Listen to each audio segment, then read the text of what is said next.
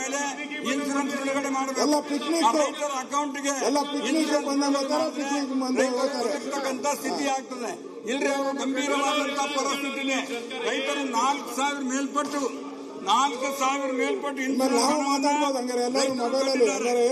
Insurance ಹಣ ಕಟ್ಟಿದವರಿಗೆ ಸುಮಾರು 7,61,157 ಜನ ರೈತರಿಗೆ ಏನಪ್ಪ ಅಂದ್ರೆ ಹೆಕ್ಟರ್ ಬಿತ್ತನೆ ಆಗಿದೆ.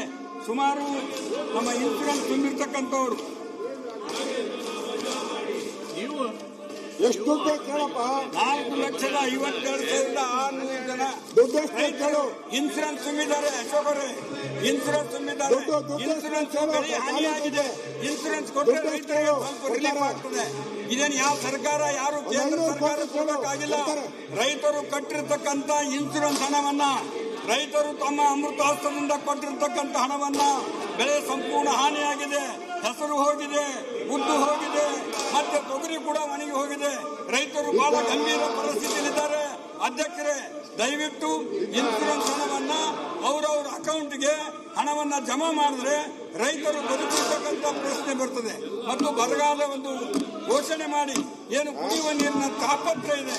ಒಂದು ಕಾಲದಲ್ಲಿ ಸನ್ಮಾನ್ಯ ಅಧ್ಯಕ್ಷರೇ, ಒಂದು ಕಾಲದಲ್ಲಿ ಮಂತ್ರಾಲಯದಿಂದ ರೈಲ್ವೆ ಮೂಲಕ ನಮ್ಮ ನೀರು ಸಪ್ಲೈ ಮಾಡಿದ್ದು ಬರಗಾಲದಲ್ಲಿ. ಇವತ್ತು ಅಂತದೇ ಪರಿಸ್ಥಿತಿ ಇದೆ. ಎಲ್ಲ ಬೋರ್ವೆಲ್ಗಳು ಒಣಗಿ ಹೋಗಿವೆ. ಭೀಮಾ ನದಿ ಬತ್ತಿ ಹೋಗಿದೆ. ಭೀಮಾ ನದಿ, ಸೀನಾ ನದಿ ಡೈವರ್ಟ್ ಆಗಿದೆ. ಮಹಾರಾಷ್ಟ್ರದವರು ನೀರು ಬಿಡ್ತಾ ಇಲ್ಲ. ಭೀಮಾ ನದಿ ಕುಲುಷಿತವಾದಂತಹ ನೀರು ಬಂದು ಕುಡಿತಕ್ಕಂಥ ಪರಿಸ್ಥಿತಿ ಇದೆ. ಆದ ಕಾರಣ ಇಂಥ ಗಂಭೀರ ಪರಿಸ್ಥಿತಿಯಲ್ಲಿ ಇವತ್ತು ಬದುವಿನಲ್ಲಿ ಕಬ್ಬು ಹಚ್ಚಿರ್ತಕ್ಕಂಥ ರೈತರು, ತೊಗರಿ ಬಿತ್ತಿರ್ತಕ್ಕಂಥ ರೈತರು, ಅವರ ಗೋಳು ಬಹಳಷ್ಟು ದುರ್ಗಮವಾದಂತಹ ಪರಿಸ್ಥಿತಿಯಲ್ಲಿದ್ದಾರೆ. ಕಾರಣ ಇವತ್ತು ತಾವೆಲ್ಲ ಅಶೋಕ್ ಅವರಿಗೆ ನಾನು ಕಳಕಳಿ ವಿನಂತಿ ಮಾಡಿಕೊಡ್ತೇನೆ. ಒಬ್ಬ ಮನುಷ್ಯನ ಸಲುವಾಗಿ ನಿಮ್ಮ ಸಮಯವನ್ನು ಹಾಳು ಮಾಡಬೇಡಿ. ಈ ರಾಜ್ಯದ ರೈತರ ಜನರ ಬಗ್ಗೆ ಮಾತನಾಡಿ. ದಯಮಾಡಿ ಹಿಂದಕ್ಕೆ ಹೋಗಿ, ದಯಮಾಡಿ ಕುಳಿತುಕೊಳ್ಳಿ.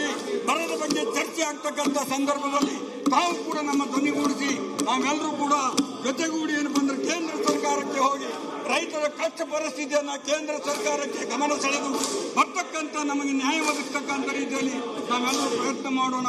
ಒಂದು ಕಾಲದಲ್ಲಿ ಕೇಂದ್ರ ಸರ್ಕಾರ 71,000 ಕೋಟಿ ರೂಪಾಯಿ ಸಾಲ ಮನ್ನಾ ಮಾಡಿರ್ತಕ್ಕಂಥ ಇತಿಹಾಸ ಕರ್ನಾಟಕದಲ್ಲಿ, ಮತ್ತು ಕೇಂದ್ರ ಸರ್ಕಾರ ಕಾಂಗ್ರೆಸ್ ಪಕ್ಷ ಮಾಡಿರ್ತಕ್ಕಂಥ ಸಾಧನೆ ಇದೆ.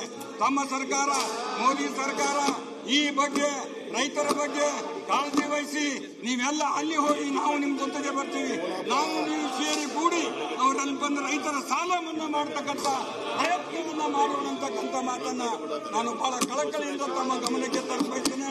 ದಯಮಾಡಿ ನಾವೆಲ್ಲರೂ ರೈತರ ಮಕ್ಕಳಿದ್ದೇವೆ. ರೈತರು ಬಹಳ ಕಷ್ಟದಲ್ಲಿದ್ದಾರೆ.